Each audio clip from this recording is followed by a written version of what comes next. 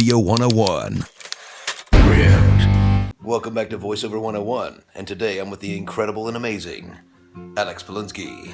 Hello, kiddies. So, brother, what's up? Hello. This guy's multi-talented because he plays the guitar. I'm multi-talented. Yeah, multi-talented? Multi-talented. So what all can you do exactly? I'm working on invisibility. I'm working on. I already have telepathy unlocked. Charisma points, they're definitely going up. I have some digestion issues, but we're not going to talk about that. I can sing, which helps my digestion. I think it would help everybody's digestion. This is the second time in 2 interviews where I've talked about the fact how important music is to voice acting. It's so interesting. You know what? It's funny. I really think that. So I've been singing my whole life. I started acting at 7 years old. Come from a family of actors.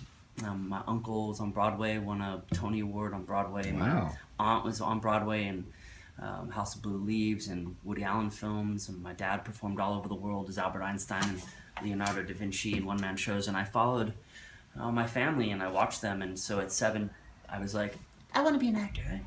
And they were like, and I said, no, I've already got a job. And they were like, what do you... Is this your impression of you about? at 7? Yeah, but it's not how I was. But I was a little bit precocious, and I definitely kind of tried to talk like an adult, and I didn't call my mom and dad. I called them Steve and Nancy till I was 9. Of course you did. So I was a little bit like that. I was like, I've got a job, it's in a touring company. And they looked at me like, what? It's like, I had found out an audition was at my school. I was in 2nd grade. And I waited after school because my parents always picked me up way late. Because it was the 80s, and they were like moving and shaking. I was in the same boat.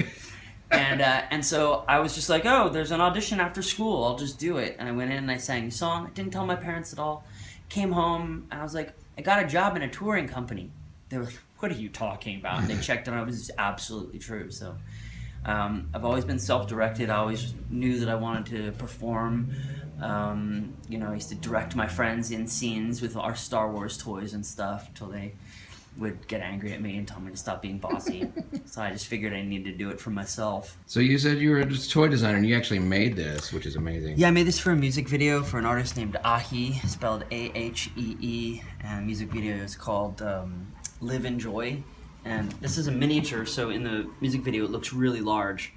These look like full-size statues. So yeah, and you actually mentioned working on Independence Day. Yeah, I restored the ships for Independence Day for Planet Hollywood. Was that? It was pretty cool. I worked on Star Wars toys. I worked on Uncle Milton's Ant Farm. I worked on Polly Pocket. I worked on tons of stuff. So cool, man. I was actually just trying to be an action figure myself. And, Jason, how many points of articulation does this guy have? You have 16 points of articulation. That's verified. I checked that.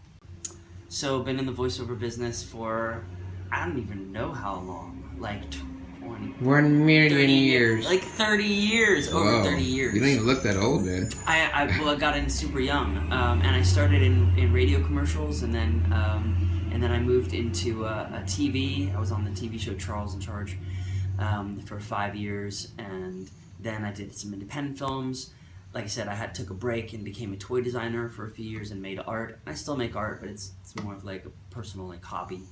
And now I am fully in voiceover and music. I'm on a show called Breadwinners for Nickelodeon, a show called Blaze for Nickelodeon, a show called Turbo Fast for Netflix, a show called Lost in Oz for Amazon. That's Bill Kopp's new show, which is, by the way. And he beat me out, by the way, guys, he beat me out of the role in Breadwinners, I know. You couldn't go to a nicer guy. Yeah, you did. That's the same thing I did. I was just like, maybe 5% cuter. It's the otaku thing, or the kawaii thing. Otaku is people who love Japan. I don't know why I said that. So my friend's educating me on all these Japanese And he was words. in one of my favorite and my kids' favorite shows, Transformers Animated. Transformers Animated, Teen Titans, Yep. Control Freak on Teen Titans, and Headmaster on Transformers, and Juniper Lee and Starship Troopers Roughnecks Chronicles, all kinds of crazy stuff. I've had a really fun career, and in the last year I've had 4 hit songs on the charts in electronic music. So that's like another part of man, my that's like really great, man. vocal career that's really taking off. You know, you really should play more music. Actually, let me pull out my resume right here. I'd like to read it for you. In 1982, I did a National Lampoon movie that never came out called... Anyway. That's great. Funny, like a really favorite funny story from work. Oh man, I was going to an audition. I was a pretty young actor, and I loved Cheers, the show Cheers, Yeah. and I walked into the audition, and there was Ted Danson sitting in the audition without his rug. Whoa. His full chrome dome. I did not know he was 100% shine capacity. And I was like, hi, my name's Alex Polinsky, and I'm reading for Baldhead. I mean, for Billy Russell's Carbuncle. I'm a frunkle. No, I'm a here's $5. Just have a rat and all that thing off your face.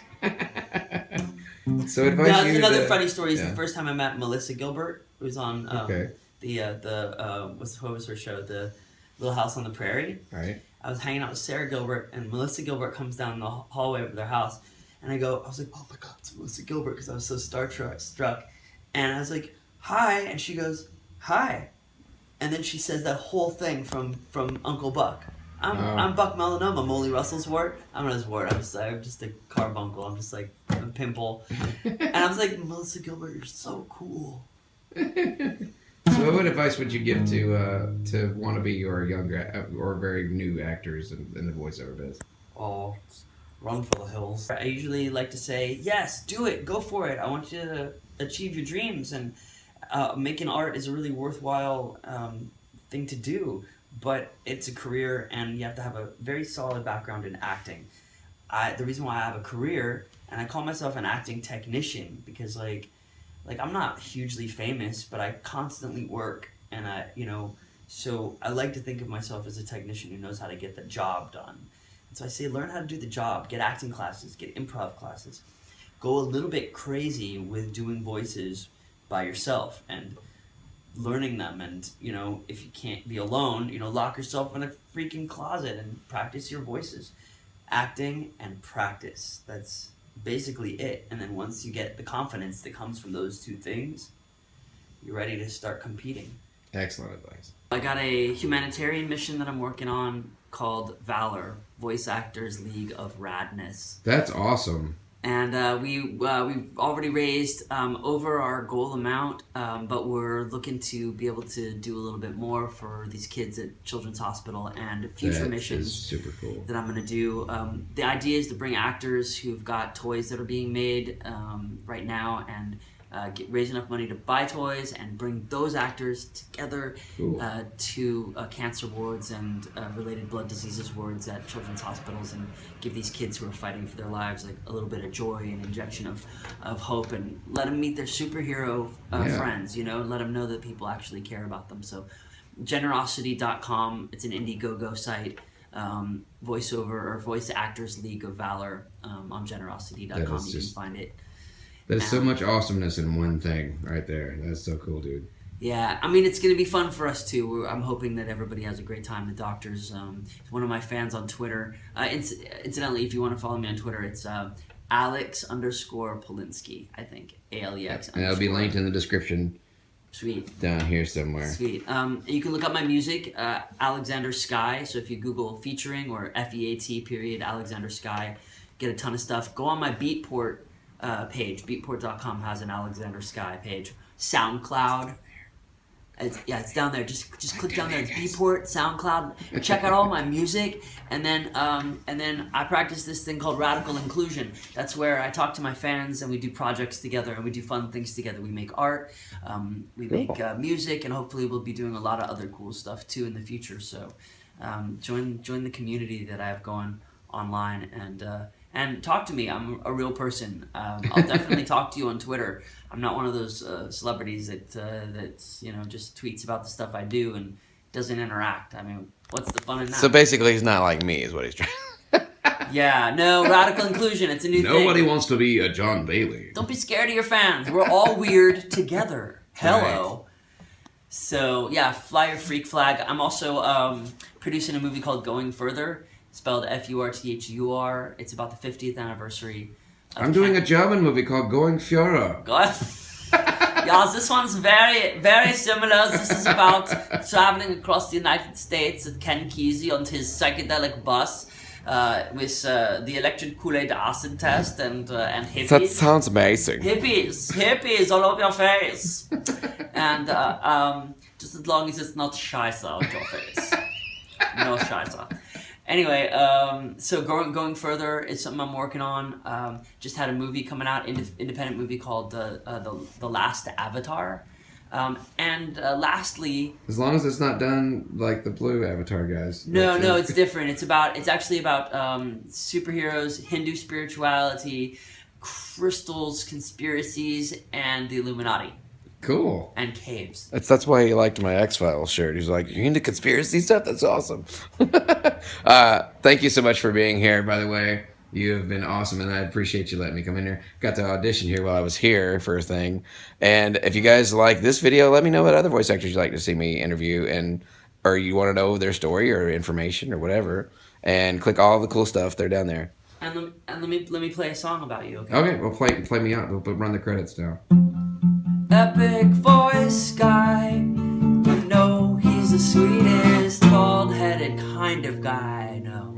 And he takes me to VO Buzz events and introduces me to all his pretty friends. Oh yeah, oh yeah, oh yeah, epic voice guy. Produced in association with Huge Nerd Network. Click here for more VO101. Click here for more epic voice reviews. Click here to subscribe.